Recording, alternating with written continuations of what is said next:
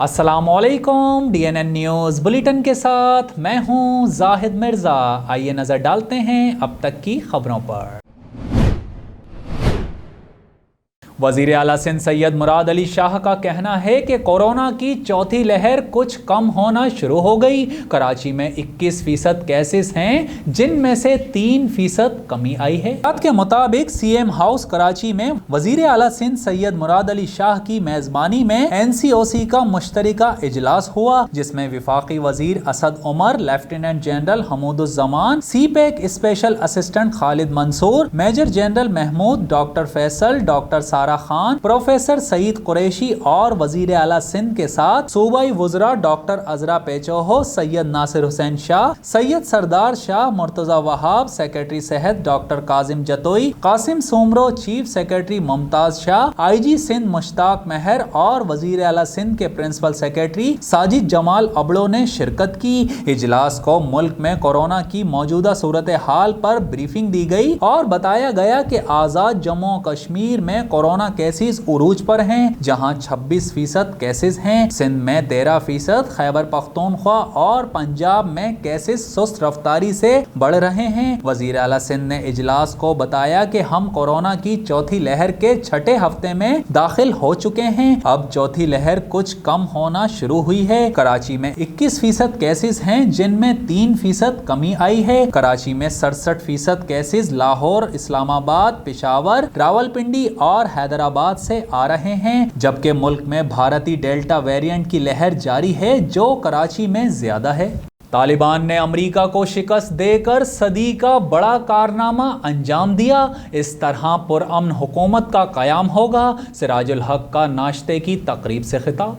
सिराजुल हक ने रावलपिंडी में नाश्ते की तकरीब से खिताब करते हुए कहा कि खैर और शर पूरी दुनिया में मौजूद है, लेकिन सहाफ़ी हजरात खैर का सहारा बने। हमारी दावत है कि आओ मिलकर अपने जाहिर बातिन को एक बना दें। पाकिस्तान दीन के नाम पर बना है, इसको अल्लाह के अहकामात पर चलाएं। जमात इस्लामी चाहती है कि सब लोग उस रास्ते पर चलें कि जन्नत में जाएं। सिराजुल हक ने मजीद कहा कि हम चाहते हैं सूदी निज़ाम खत्म हो, मुल्क में करप्शन ना हो, दौलत की मुनसिफाना तकसीम हो, हमारी अदालतों में कुरान का निज़ाम हो, दीन की रोशनी तालीम का हिस्सा हो, हमारा उस्ताद खूबसूरत मुआशरा तश्कील दे। उन्होंने मजीद कहा कि जमात इस्लामी जमहूरी रास्ते पर यकीन रखती है। कंटोनमेंट बोर्ड इंतखाबात के लिए 22 उम्मीदवार खड़े किए हैं। इलेक्शन से पहले एक ऐसा निज़ाम होना चाहिए जिस पर सब जमातों को इत्तेफाक हो। अब जो इलेक्शन होते हैं, इसमें सिलेक्शन होती है। पार्टी लीडर टिकट उनको देते हैं जो 60 से 70 करोड़ रुपए पार्टी को अदा करे। लैंड माफिया सियासत पर काबिज हैं, जिन्होंने 22 करोड़ अवाम को यरगमाल बनाया है। हम PTI, पीपल्स पार्टी और नून लीग में कोई फर्क नहीं समझते। नून लीग, पीपल्स पार्टी और जर्नैलों ने बार बार हुकूमत की है, लेकिन इक़्तिदार में रहने वालों ने अवाम को कुछ नहीं दिया। इस्लामाबाद हाई कोर्ट ने टिकटॉक पर पाबंदी के खिलाफ केस का तहरीरी हुक्मनामा जारी कर दिया। चीफ जस्टिस अतहर मनिल्ला ने टिकटॉक पर पाबंदी के खिलाफ दरख्वास्त पर 6 सफ़हात का तहरीरी हुक्म जारी किया। मजीद जानते हैं director DNN news Syed Athar Hussain Shah की इस रिपोर्ट में। तफसीलात के मुताबिक हुक्मनामे में तहरीर है कि सेक्रेटरी IT रिपोर्ट दें, क्योंकि चंद सारिफीन की खिलाफ वर्जी की वजह से मारूफ ऐप्स पर पाबंदी की हुकूमती पॉलिसी क्या है।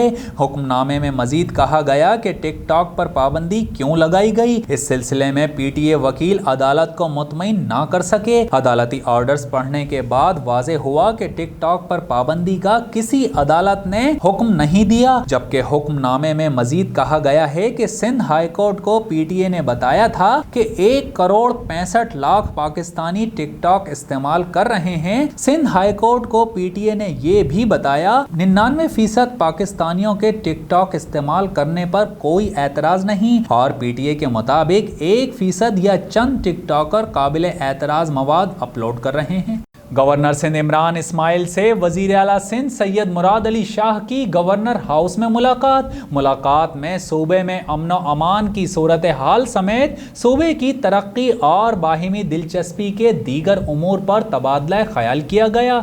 मजीद जानते हैं जाहिद करानी की इस रिपोर्ट में।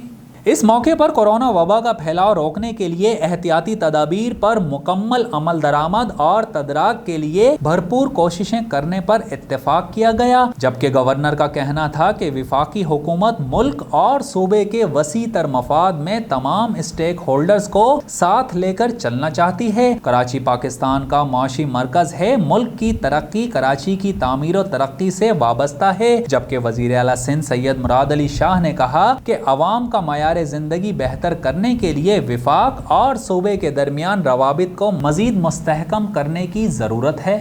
پاکستانی ماہرین کا LED سے کورونا وائرس تلف کرنے کا کامیاب تجربہ۔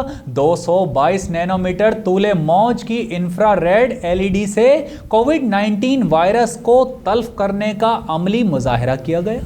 پاکستانی ماہرین اور طالب علموں نے خاص طول موج خارج کرنے والی LED سے کورونا کی وجہ بننے والے SARS-CoV-2 وائرس کے خاتمے میں کامیابی حاصل کی ہے، تاہم اس کی تفصیلات کسی تحقیق مقالے سے قبل ایک بین الاقوامی آن لائن کانفرنس میں پیش کی گئیں، جو امریکن انسٹیٹیوٹ آف فزکس نے 4 سے 6 اگست تک منعقد کی تھیں۔ Ghulam Ishaq Khan institute of engineering science and technology کے طارق جمیل، محمد عثمان، حبیب اللہ جمال اور صبغت اللہ خان نے کانفرنس میں الٹرا وائلٹ LED کی تفصیلات پیش کی ہیں، جس کی بدولت کورونا وائرس سے کسی بھی شے کو پاک کیا جا سکتا ہے۔ ان کے تحقیقی مقالے کا عنوان designing 222 nanometer 3 nitride based UVC LED for the disinfection of SARS-2 COVID virus ہے۔ اس میں شرکا نے اپنے کام کو بیان کیا۔ تحقیق کے مطابق ٹیم نے فار الٹرا وائلٹ LED کو ڈیزائن کر کے اس کا طول موج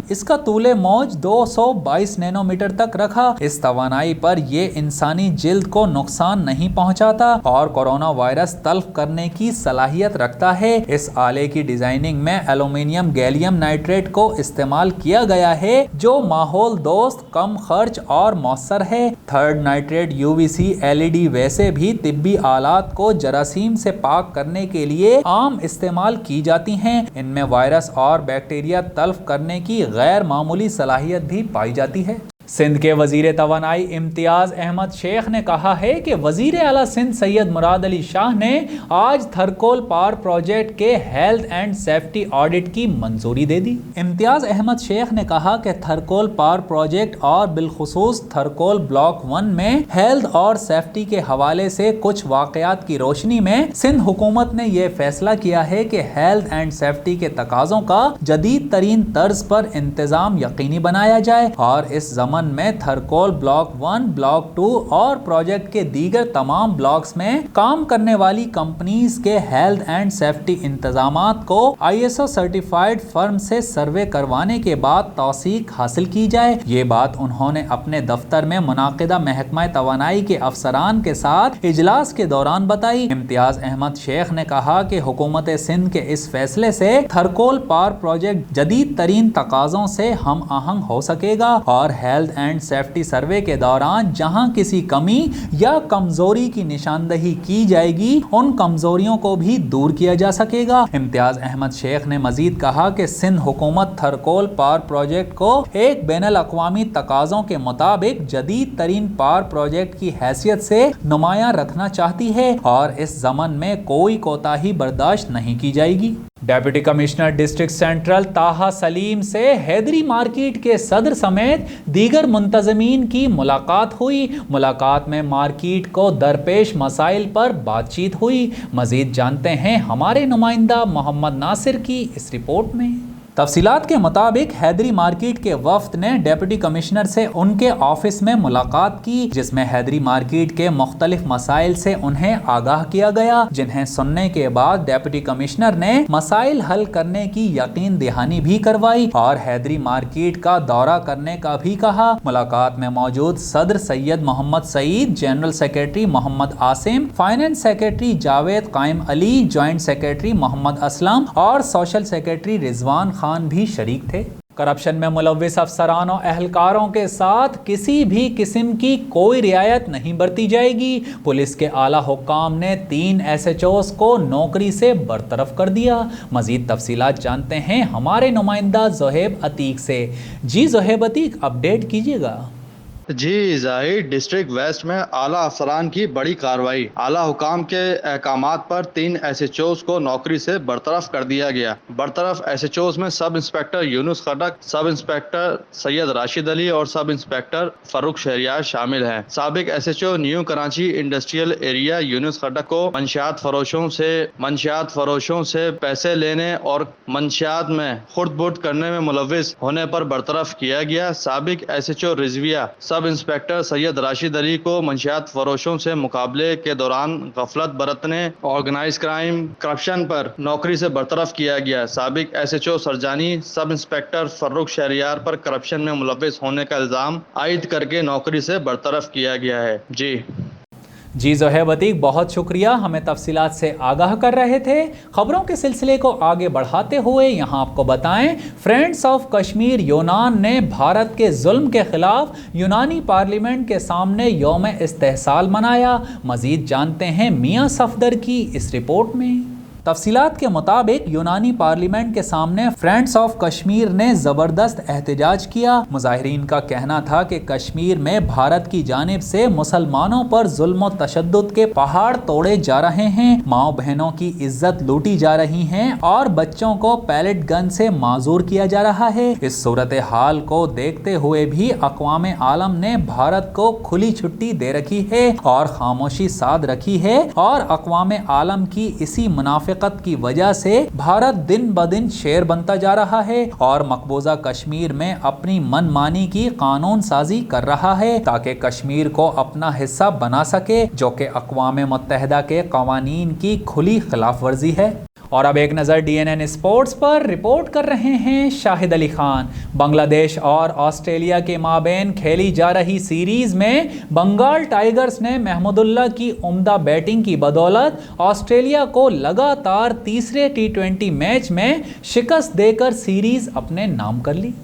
میرپور بنگلہ اسٹیڈیم میں کھیلے گئے سیریز کے تیسرے میچ میں بنگلہ دیش نے ٹاس جیت کر پہلے بیٹنگ کا فیصلہ کیا۔ بنگال ٹائیگرز کا آغاز اچھا نہ رہا اور ابتدائی 2 وکٹس محض 3 رنز پر گر گئیں، تاہم شکیب الحسن اور محمود اللہ نے اسکور 47 تک پہنچایا، جبکہ شکیب 26 رنز بنا کر امپا کی دوسری وکٹ بنے۔ محمود اللہ نے ذمہ دارانہ بیٹنگ کا سلسلہ جاری رکھتے ہوئے نصف سینچری اسکور کی۔ بنگلہ دیش نے مقررہ اوورز میں 9 وکٹس کے نقصان پر 127 رنز بنائے۔ آسٹریلیا کی جانب سے نیتھن ہیلز نے ہیٹ ٹرک کرتے ہوئے 3 وکٹس حاصل کی، جبکہ جوش ہیزل اور زامپا کے نام 2 وکٹس رہیں۔ آسٹریلیا نے 128 رنز کے آسان نظر آنے والے ہدف کا تعاقب شروع کیا تو کپتان میتھیو 1 رنز بنا کر پویلین لوٹ گئے، جس کے بعد آنے والے بلے باز بین ڈرموٹ نے اننگز کو سست کر دیا۔ انہوں نے مشل مارش کے ساتھ 64 رنز کی شراکت داری کی،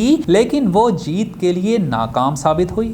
اور اب شامل کرتے ہیں DNN انٹرٹینمنٹ۔ رپورٹ کر رہے ہیں شاہد علی خان۔ آئمہ بیگ کی بہن کومل بیگ کی شادی کی تقریبات سے گلوکارہ اور ان کے منگیتر کی تصاویر سوشل میڈیا پر زیر گردش ہیں۔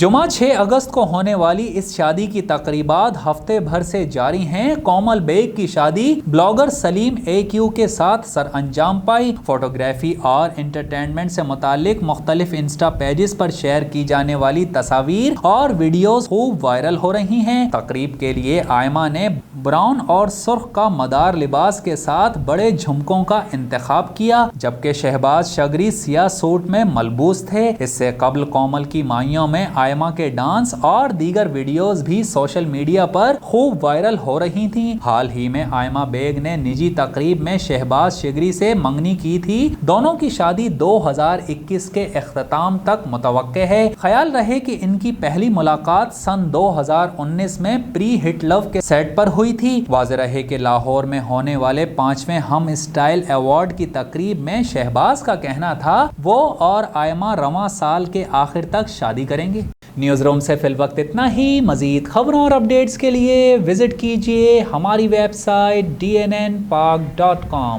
ہمارے ساتھ رہیے۔